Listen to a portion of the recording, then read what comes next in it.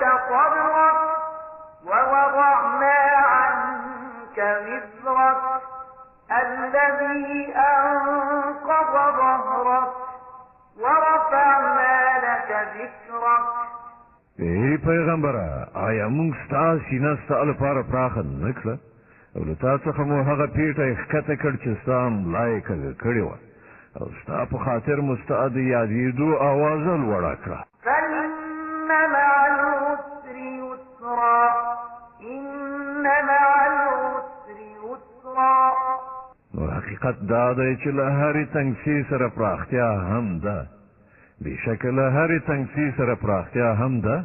فإذا فرغت فانصب وإلى ربك فارغب. نو چې کله ته اوزګار یې نو په عبادت کې تکلیف باسه او د خپل پروردګار لوري ته په مینه مخه کوه.